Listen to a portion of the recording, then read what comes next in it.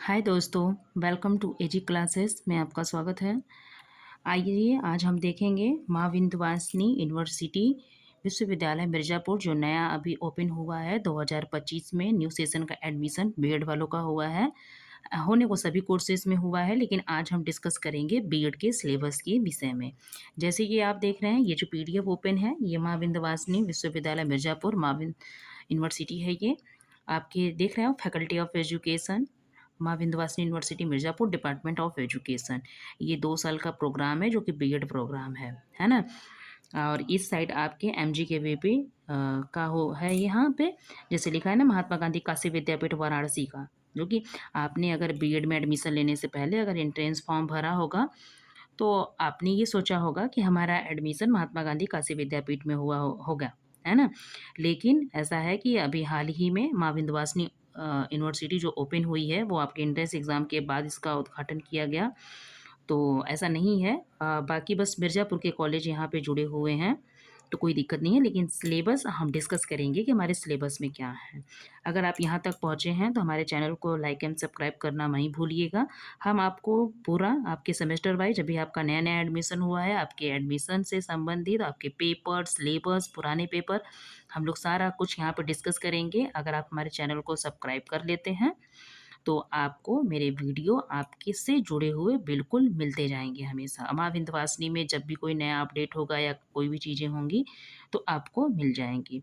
और आगे चल के हम आपको सारी चीज़ें देने वाले हैं, जैसे कि आपको सच में शिक्षण कैसे करना है, माइक्रो टीचिंग वगैरह, आपको मेगा टीचिंग कैसे करना है, कैसे जाना है, किन किन बातों का ध्यान रखना होता है, कैसे लेसन प्लान बनाना होता है, ब्लूम की टेक्सोनॉमी वगैरह, ये सब क्या चीज़ें हैं, सारा कुछ आपको मिलेगा धीरे धीरे। अभी आप पहले सेमेस्टर में हैं, पहले सेमेस्टर में भी कुछ ईपीसी के तहत कुछ फाइलें वगैरह बनानी होती है, हम सारा कुछ यहाँ पे आपको हम देते जाएंगे। अभी जब जैसे ही आपका नया एडमिशन हुआ, नया यूनिवर्सिटी, नया सिलेबस, तो हम उस आधार पे आपको यहाँ पर हम दिखाएंगे। यहाँ देख सकते हैं आप, department of education Mahatma Gandhi 2023 में सिलेबस का बदलाव किया गया था और ये है 25 से 26 सेशन का, है ना। इसमें आप देख सकते हैं पूरा आपके 2 वर्ष के कोर्स का डिस्कशन यहाँ पे दिया हुआ है ना, कि आपकी ये डिस्कस क्या है। यहाँ पे देखिए दिया है faculty of education, BEd degree, ठीक। आप यहाँ पे देख सकते हैं पूरा पूरा फार्मा आपको अच्छे तरीके से इसमें दिया हुआ है, ठीक है। यहाँ पे देख लीजिए, तो ये 2 ईयर का प्रोग्राम है। पूरा करिकुलम जो इसका डिज़ाइन किया गया है वो पूरा अच्छे ढंग से किया गया। दोनों आप देख सकते हैं, जो महात्मा गांधी काशी विद्यापीठ का है, जो माँ विंध्यवासिनी यूनिवर्सिटी का है। प्रथम सेमेस्टर का ये भी 4 पेपर है और आपके यहाँ माँ विंध्यवासिनी पीडीएफ में देख सकते हैं इसमें भी 4 पेपर हैं। शिक्षा का समाजशास्त्री एवं दार्शनिक आधारगत परिपेक्ष इसमें भी है, इसमें भी है। Perspective in psychology of learning and development इसमें भी है। लिंग विद्यालय एवं समाज इसमें भी है, इसमें भी है। और आपके है शिक्षा में क्रियात्मक अनुसंधान इसमें भी है और इसमें भी है।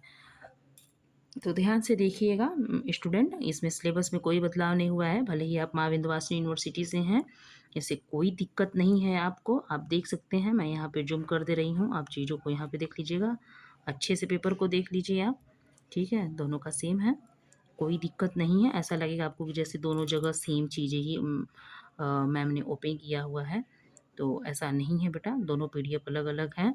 और ये चीज़ आप ध्यान दीजिएगा, सब 100-100 नंबर के हैं। आपका जो शिक्षा में क्रियात्मक अनुसंधान है ये 50 नंबर के हैं, है ना। यानी फर्स्ट सेमेस्टर आपका पूरा का पूरा 350 का लिखित पेपर होगा और 100 नंबर का आपका वाइवा होगा, जो कि यहाँ लिखा है ना EPC 1, इन्हेंसिंग प्रोफेशनल कैपेसिटी इसका फुल फॉर्म होता है। जो कि हमें जैसे होता है ना व्यावसायिक कोर्स को, व्यावसायिक कौशल को बढ़ाना, आप जो ये टीचर ट्रेनिंग दे रहे हैं ये आपके व्यावसायिक कौशल को बढ़ाने की बात कही गई है इसमें। EPC 2 में आपको एक भारतीय और एक वेस्टर्न का आपको बनाना है, मतलब गैर भारतीय। इसमें आपको उस उनके बारे में लिखना है, उनके भारतीय विचार के बारे में। किन्हीं दो लोगों का, एक भारतीय लिखना होता है, एक गैर भारतीयों का लिखना होता है। तीसरे EPC में आपके शिक्षा एवं अभिनय कला से संबंधित चीज़ें दिया होता है, जिसमें आपको ये ध्यान देना होता है कि आपको देशभक्ति गीत, नाटक, कला, संगीत वगैरह, रंगोली वगैरह ये सब चीज़ें क्या हैं, कैसे बच्चों को आकर्षित करते हैं, इसका भी सारा फ़ाइल वगैरह बनता है।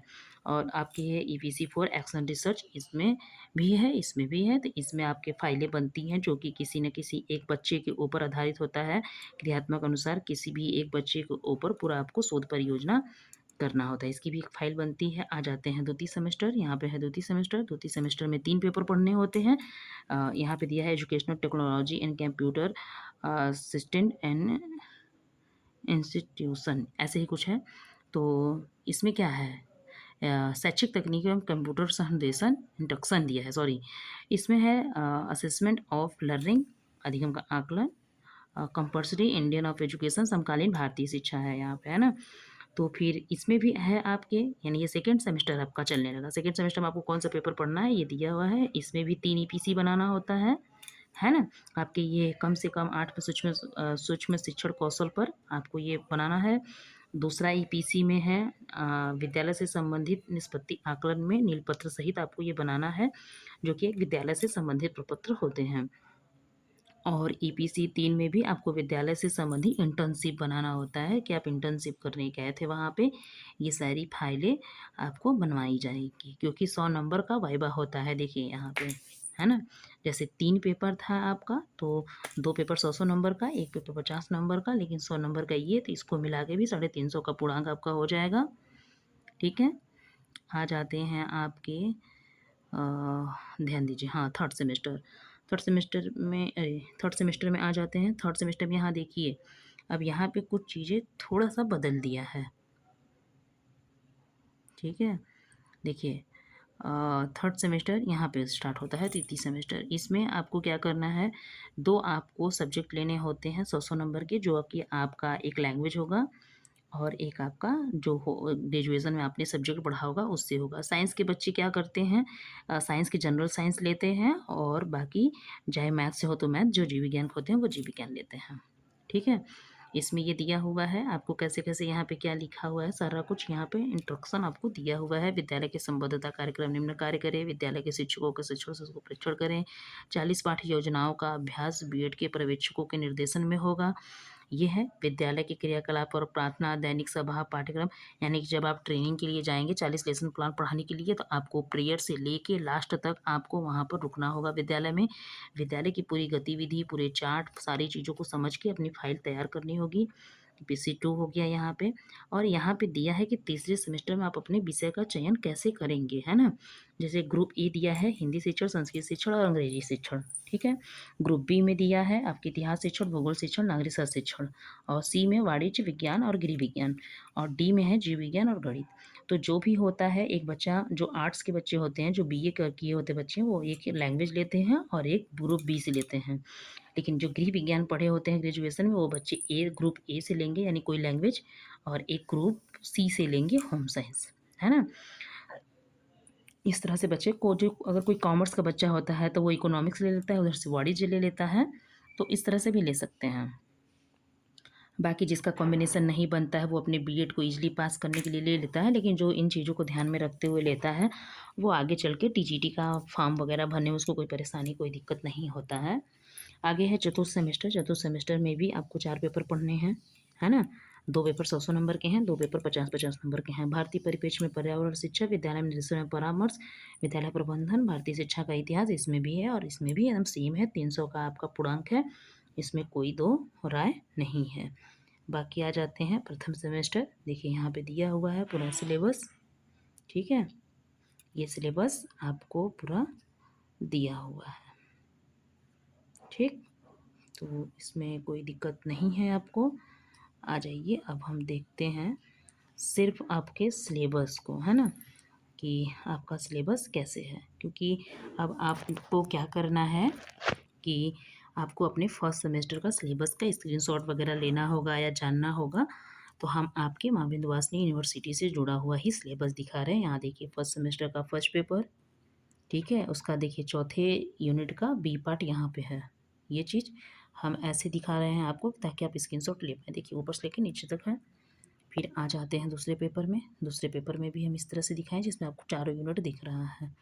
ठीक, आप इसको ट्रांसलेट कर लीजिएगा बाकी चीज़ें, नहीं तो फिर अगर आप कमेंट करेंगे तो हम ये भी चीज़ें आपको उपलब्ध करा देंगे। यहाँ पे देखिए ये चीज़ें हैं, ठीक।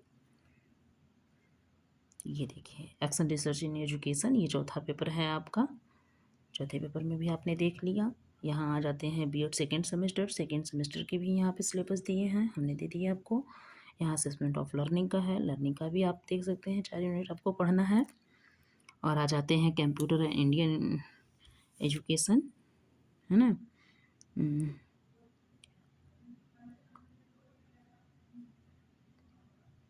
यहाँ पे ये दिया हुआ है, सॉरी, ठीक है। ये आ जाते हैं बीएड थर्ड सेमेस्टर का है, जो कि आपके टीचिंग के हिसाब से सिलेबस है ना, हिंदी टीचिंग का ये सिलेबस रहा हिंदी में, ठीक। संस्कृत शिक्षण का संस्कृत में यहाँ पे सिलेबस है, जो कि हिंदी में ही है लगभग। ये रहा इंग्लिश का, इंग्लिश टीचिंग का ये हो गया प्लान सिलेबस, सॉरी, ये हिस्ट्री टीचिंग का हो गया, और ये ज्योग्राफी टीचिंग का हो गया, ये सिविक्स टीचिंग का हो गया। 4-4 यूनिट इसमें पढ़ने होते हैं, सब छोटे छोटे में दिया है। इकोनॉमिक्स टीचिंग हो गया आपकी, ये क्या दिया, कॉमर्स टीचिंग दे दिया, ठीक है। यहाँ पे साइंस टीचिंग दे दिया है, ठीक। यहाँ पे होम साइंस टीचिंग दे दिया है आपको। यहाँ पे देखते हैं बायोलॉजी टीचिंग है, यहाँ पे है mathematics teaching, knowledge and curriculum, जो आपका अनिवार्य पेपर है, ये सभी बच्चे पढ़ते हैं, 50 नंबर का है ये। और आपका है इंक्लूसिव एजुकेशन, यानी समावेशी शिक्षा, यहाँ पे भी है 4 यूनिट। ये हो जाता है थर्ड सेमेस्टर समाप्त, आ जाता है फोर्थ सेमेस्टर। फोर्थ सेमेस्टर में आपका है environmental education in Indian perspective, ये हो गया पेपर। और आपका है guidance and counselling in school, है डिसीजन और परामर्श में विद्यालय। और ये हो गया आपका सिलेबस 4 यूनिट। और आपका हो गया कोर्स बीएड का स्कूल मैनेजमेंट विद्यालय प्रबंधन, ये आपको पढ़ना होता है, इसका भी सिलेबस यहाँ रहा। ये है हिस्ट्री ऑफ इंडियन एजुकेशन, यानी कि भारतीय शिक्षा का इतिहास, इसमें भी है ये रहता है आपके माँ विंध्यवासिनी यूनिवर्सिटी का बीएड का सिलेबस, आपके महात्मा गांधी काशी से मिलता जुलता। तो आपको परेशान होने की कोई दिक्कत नहीं, घबराने की कोई दिक्कत नहीं है। आप अगर यहाँ तक आए, हमारे सिलेबस को समझे हैं, तो हमारे चैनल को लाइक और सब्सक्राइब कर लीजिएगा। हम आपको बहुत जल्द पुराने पेपर के साथ मिलेंगे, उसके लिए बेस्ट ऑफ लक। आपकी नए कोर्स में, नए एडमिशन में आपको ढेर सारी शुभकामनाएं, है ना। ओके, थैंक यू बेटा।